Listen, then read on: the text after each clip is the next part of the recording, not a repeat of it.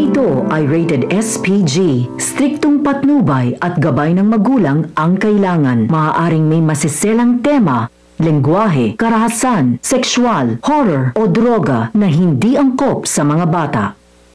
Hindi sinasadyang masasaktan ni Tinang si Ira dahil sa pagtatanggol niya sa anak niyang si Lilet. Masisigawan niya rin si Meredith. Kawawang Ira, wala siyang kakampi. Lilet Matias, attorney at law. Nag-alala si Meredith kay Ira. Kanina pa siya tawag ng tawag sa cellphone nito pero hindi sinasagot. Gabi na kasi wala pa ring update si Ira matapos niyang sabihin na nasa bar lang siya. Pagkatapos nilang maghiwalay kanina. Nung minsang sinagot na ni Ira ang cellphone ay nakahinga na ng maluwag si Meredith dahil sa sobrang pag-aalala. Mabuti naman at sinagot mo na, Ira. Lasing ka ba? Nasaan ka ba? Sumagot si Ira. Mati, nasaan ka? Sunduin mo na ako. Pinagtutulungan na kasi nila ako dito.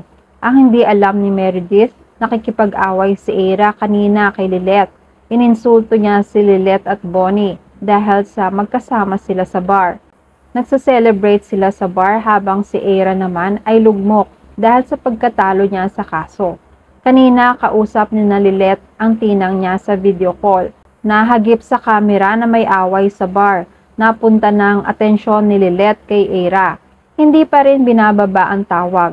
Nakita ni Tinang ang mga nangyayari sa bar. Narinig niya rin ang pangiinsulto ni Ira kay Lilet. Bilang isang ina, galit na galit si Tinang sa pang-aapi ni Ira kay Lilet.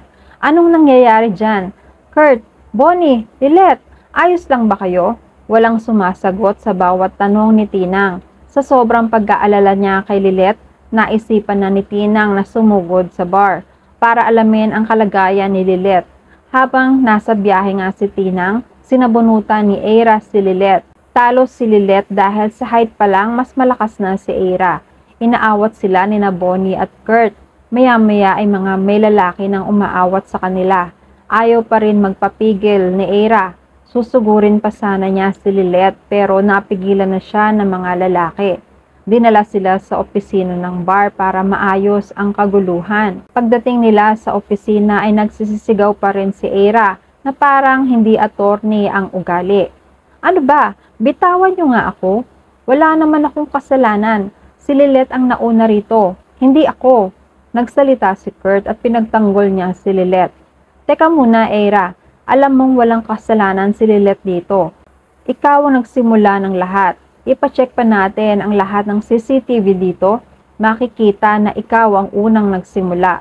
Galit na galit si Ira. Tinititigan niya ng masama si Kurt. Sa mga oras na to, dumating na si Tinang. Hinahanap niya kung nasaan ang mga taong nasangkot sa kaguluhan kanina. Tinuro naman sa kanya ang opisina kung nasaan sina Lilet. Dali-dali siyang nagpunta sa opisina. Sakto, narinig niya ang sinabi ni Kurt. Makikita sa CCTV na sinasaktan mo si Lilet. Nang gagalaiti naman si Tinang sa narinig. Napasigaw siya kay Ira. Sinaktan mo ang anak ko? Dali-daling lumapit si Tinang kay Ira. Pinagdududuro niya ito at sinampal. Sinaktan mo ang anak ko? Wala kang karapatan. Nasaktan naman si Ira. Sinabunutan pa siya ni Tinang hanggang dumating na rin si Meredith at inabutan niyang sinasaktan ni Tinang si Ira. Nagalit rin si Meredith kay Tinang. How dare you? Bakit mo sinasaktan ang anak ko?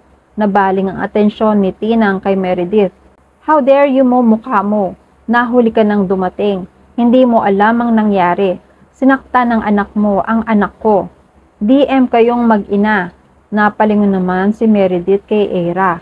Halatang gusto niyang marinig ang panig ni Ira. Pero mas naniniwala siya sa kwento ni Tinang dahil alam niya ang ugali ni Ira. Malaki ang inggit niya kay Lilet. Mapapagalitan niya si Ira. Kawawang Ira, wala siyang kakampi. Ang sama ng titig ni Meredith kay Ira. At yan ang mga pakakaabangan natin sa Lilet Matias, attorney at law. Please like this video and please subscribe to my channel. Magkita-kita po muli tayo sa mga susunod pang episodes.